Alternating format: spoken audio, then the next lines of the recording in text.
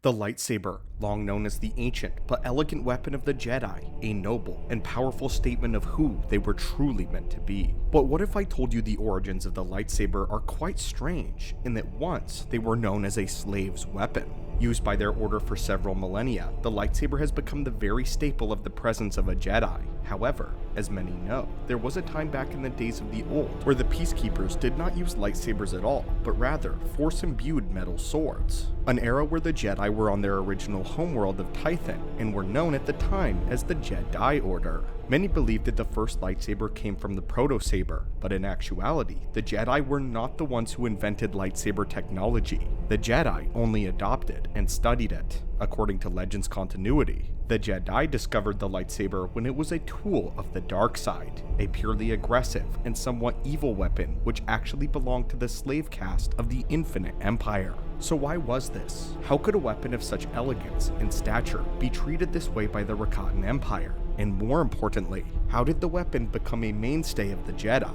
Well, stay tuned my friends, as we'll be unpacking this and many more in today's holocron. To begin our tale though, we have to go way back. The year is 25,793 BBY. The Rakata had conquered a world that was called Tatooine, and were now setting their sights on a planet sufficiently strong in the Force, a planet known as Tython, the home of the reclusive Jedi Order. This is where we meet a character named Kesh, who held the title of a Force Hound to the Rakatan overlords. The Force Hounds were a class of slaves, with each one being bound in service to a specific Rakatan leader, a leader who they called the Praetor. The Rakata at this time had been using the Force, specifically the dark side, to power their technologies. Using ancient techniques long forgotten, they had no need for such things as plasma or engines. They simply used the dark side to create and power their weapons and technology for conquer. Due to this, they were highly advanced, especially for this time, as we must remember that this was pre the hyperspace era.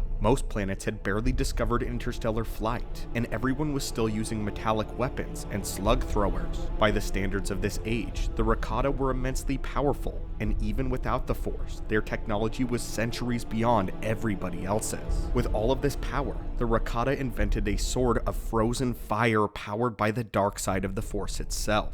This weapon was the precursor to the lightsaber, then known as the Force Saber. The Force Saber was not a weapon powered by any internal power pack or any energy source. For all intents and purposes, it was literally just a metal cylinder with a single crystal inside. We do not know anything else of its make, nor its construction, but what we do know is that it lacks everything that the modern lightsabers use to function. The hilts are made of a material strong enough to resist the extreme temperatures of the Jedi weapon forges, and like we mentioned earlier, it had no ignition switch whatsoever, but was literally powered by channeling the dark side through the weapon to produce the blade. At this time, all Force sabers shared an indigo color, likely having been made all the same. But from what we can tell, the Force Hounds didn't receive their saber until they acquired that position. When the Rakata conquered a world, they would usually either enslave, kill, or cannibalize whatever population they conquered. Most of the people they enslaved became workers to the Infinite Empire,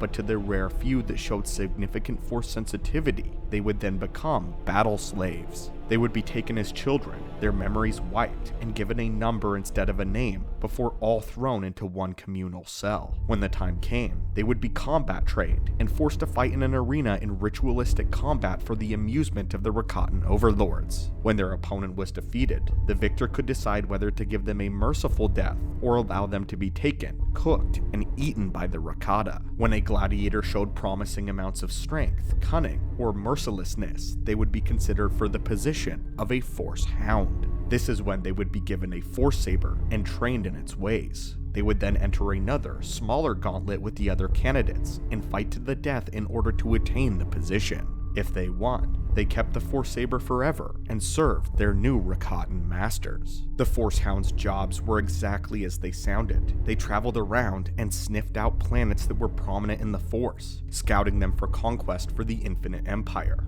The Force Saber was ironically just as much a symbol of their enslavement as the numbers painted on their faces were. The Rakatan overlords and warriors themselves spurned the weapon and treated it with great contempt. They themselves do something similar to the modern saber spear of a Force pike, with a long pole arm-type hilt with the blade of dark energy sprouting from the top.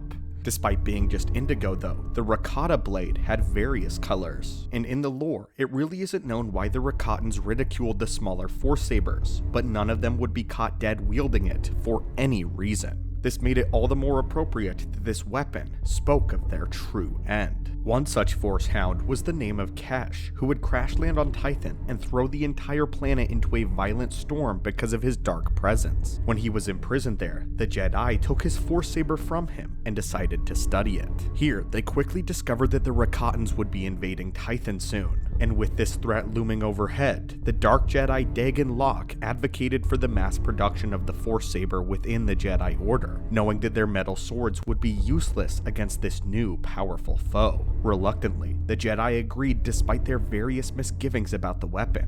According to the ancient Jedi, the Force Saber was a dark and an aggressive weapon, one that they weren't entirely sure was fitting for one of their orders to use. The feeling was compounded once it was discovered that in order to even power a Force Saber, a Jedi had to slightly tip the balance within themselves, more towards the dark. Despite all of this, the Jedi realized that they were backed into a corner and threw caution to the wind, greenlighting the mass production of the Force Saber, basing it entirely on Kesh's description and instructions. Soon, all of the Jedi on Tython had forwent their metal swords in favor of the new glowing weapon, which soon became standard issue.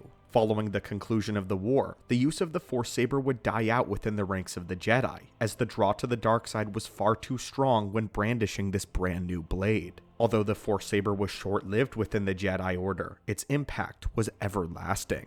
What the Jedi couldn't deny was that the Force Saber offered something no other weapon could, a swift and near-instant death, which was probably only a byproduct of the Rakatan construction. According to the Jedi much later down the road, the lightsaber was the perfect weapon for a Jedi to wield, as it took an immense amount of patience and control in order to use properly, making every motion with it a well-thought-out action. It could dismember without bleeding and end fights in seconds, and when a Jedi was forced to kill, the death would be a quick one. The Force Saber and the lightsaber are aggressive weapons, which were definitely invented and used to full effect by those steeped in the dark side. However, it was the Jedi that saw the underlying compassion that went into quick deaths. That's why most fights that Jedi find themselves in are quickly diffused when the lightsaber is activated. The mere thought of how quickly one could lose their life under the blade is enough to quell almost any quarrel. This was observed by the ancient Jedi Order, who decided to move forward with the making of Force Sabers their own way. This is what resulted from the primitive Proto-Saber, which is what we all associate with the antiquity of a Jedi. But anyway, my friends, this was how the lightsaber was once considered the weapon of slaves and an evil weapon during the Infinite Empire. But in the end, how a new train of thought ultimately saved the blade. If you enjoyed this holocron and want to see more about lightsabers, consider subscribing and commenting your thoughts and opinions down below. Until next time, may the Force be with you, and hopefully you will visit our archives again soon.